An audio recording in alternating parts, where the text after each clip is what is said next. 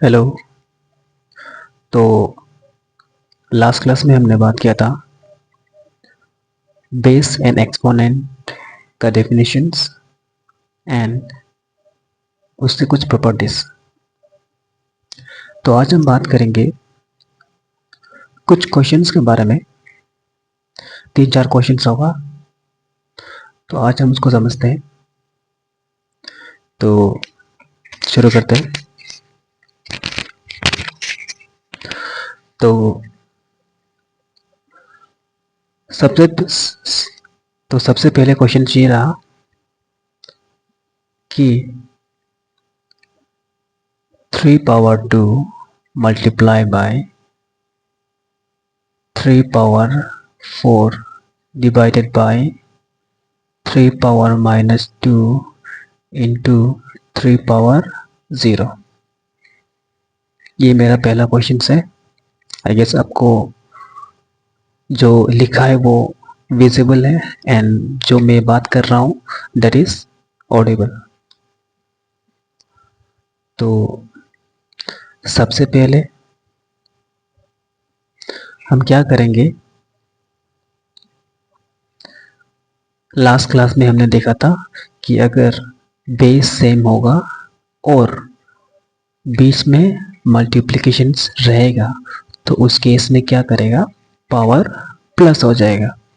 तो इन दोनों के लिए 3 पावर 2 एंड 3 पावर 4, इन दोनों के लिए क्या हो जाएगा, 3 पावर 2 प्लस 4। ये हो गया, ठीक है। फिर बीच में आया divide, 3 power minus 2। Last class में हमने बात किया था कि किसी भी नंबर का पावर अगर 0 रहता है, कोई भी नंबर, वो चाहे डेसिमल हो या फिर फ्रैक्शंस हो या फिर इंटीजर्स हो या कुछ भी हो एक्सेप्ट इरेशनल नंबर्स, तो उस केस में इसका वैल्यू क्या हो जाएगा, 1। तो जब इसको सॉल्व करेगा तो 3 power 6 divided by 3 power minus 2। जब हम किसी भी नंबर को 1 का साथ मल्टीप्लाई करते हैं तो उस केस में नंबर वही निकल के आएगा, ये सबको पता है। अभी यहाँ पे देख सकता है, जैसे लास्ट क्लास में बात किया था कि बेस सेम है, बेस आर सेम और बीच में है डिवाइड, तो पावर क्या हो जाएगा, माइनस, यानी कि 3 पावर 6 माइनस का -2, ये हो गया। तो 3 power 6 minus minus plus 2, 3 power 8। इसको सॉल्व करने का ज़रूरत नहीं, और अगर आप चाहे तो सॉल्व कर सकते हैं। 3 पावर 8 का मतलब है 3 को 8 टाइम्स मल्टीप्लाई करना है। तो इसको अगर ऐसे नॉर्मली देखा जाए तो हम इसको ऐसे लिखेंगे, 3 into 3 into 3 into 3 into 3 into 3, 1 2 3 4 5 6 7 और 8। तो बहुत लंबा हो जाएगा, मल्टीप्लाई करते करते 2-3 मिनट निकल जाएगा, ठीक है। तो सबसे सिंपल और सबसे आसान वे में 3 पावर 8 को हम ऐसा लिख सकते हैं कि 3 पावर 4 मल्टीप्लाई बाय 3 पावर 4। ऐसा कैसे लिख सका है, क्योंकि बेस सेम है, बीच में मल्टीप्लाई है तो पावर क्या हो जाएगा, प्लस। तो 4 प्लस 4 8, और हमको पता है 3 पावर 4 मतलब कितना होता है, इसका वैल्यू 81, क्योंकि 3 3 जा 9, 9 3 जा 27 एंड 27 3 टाइम्स 81। तो यही सेम चीज़ इसका भी आएगा, ये भी 81 आ जाएगा। तो 81 मल्टीप्लाई बाय 81। अभी ये दो नंबर को मल्टीप्लाई करने के लिए थोड़ा सा आसान रह जाएगा, तो रफ में कर लेता है आराम से। 81 81, इसका 2 बार मल्टीप्लाई करना है, 1/1, ये 1/8 8, 8/1 8, 8 8 64, 1656। तो मेरा जो फाइनल आंसर है वो आ जाएगा 6561। आई होप कि ये आपको समझ में आया होगा।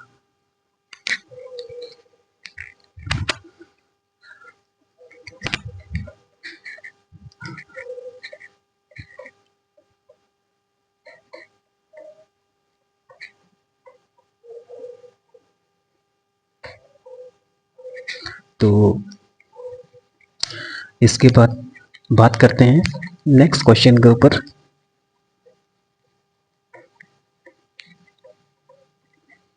तो अपना पास जो नेक्स्ट क्वेश्चन है वो कुछ इस तरह से होगा, बेसिक वाला ही लेते हैं। 2 power 2 multiplied by 6 power 2 into 9 power 3 into 5 power 4 divided by 2 power 4 into 3 power 5 into 5 power 2। Suppose ये मेरे पास क्वेश्चन है, इसको सॉल्व करना है। तो इसको सॉल्व करने के लिए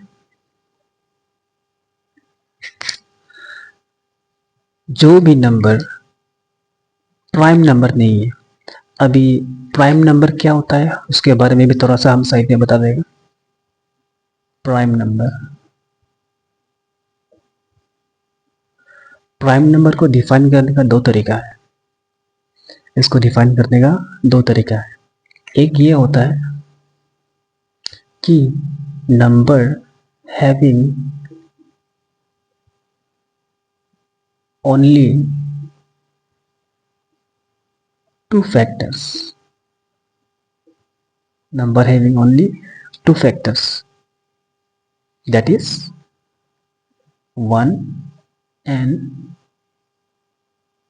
itself।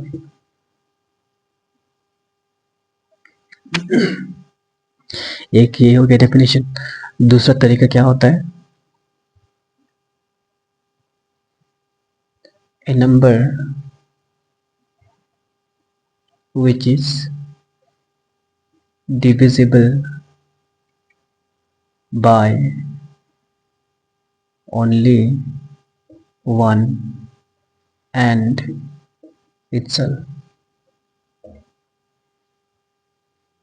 दोनों में एक वर्ड्स डिफरेंट है, ये है फैक्टर्स, ये है डिविजिबल। ठीक है, बोलने का मतलब है कि जो फर्स्ट डेफिनेशन है उसमें ये बोल रहा है कि कोई भी नंबर जिसका सिर्फ दो फैक्टर्स है। अभी अगर फैक्टर्स समझ में नहीं आता है तो फैक्टर्स का मतलब वो होता है कि कोई नंबर कितना नंबर से डिविजिबल हो रहा है। अगर हम छोटा सा बताएगा, अगर हम इसमें फैक्टर्स के बारे में बात करेगा, मैंने क्या बोला कि कोई नंबर कितना नंबर से डिविजिबल हो रहा है उसको बोलेगा फैक्टर्स। फॉर एग्जाम्पल 4, 1 4 जा 4, क्योंकि 4 1 से भी डिविजिबल हो रहा है। 2 2 जा 4, 2 से भी डिविजिबल हो रहा है, 3 से नहीं होगा। एंड 4 1 जा 4। तो 4 का जो फैक्टर्स है वो कितना निकल के आया, 3, 1 2 3। यानी कि जो नंबर 4 है वो 1 2 एंड 4 ये 3 नंबर से डिविजिबल होता है। तो नंबर 4 का जो टोटल नंबर ऑफ फैक्टर्स है वो कितना हो जाएगा, 3। ठीक है, तो ये रहा। तो मैंने हाँ, number having only two factors that is 1 and itself. या फिर जो दूसरा डेफिनेशन से वो ये आ जाएगा कि a number which is divisible by only 1 and itself. या तो 1 से डिविजिबल हो या तो खुद को खुद से डिवाइड करे, तो उस टाइप का नंबर को हम बोलेगा प्राइम नंबर। अभी प्राइम नंबर में कुछ एग्जांपल्स अगर हम बताएगा, जैसे 2 हो गया, 2 इज एन इवन नंबर भी है, साथ ही साथ प्राइम नंबर भी है। तो 2 क्या हो गया, इवन प्राइम नंबर। 2 के बाद आएगा 3 एंड फिर आएगा 5, फिर 7, फिर 11 आएगा, फिर 13, इस तरह से जाएगा। ठीक है, तो वापस क्वेश्चन में आते हैं।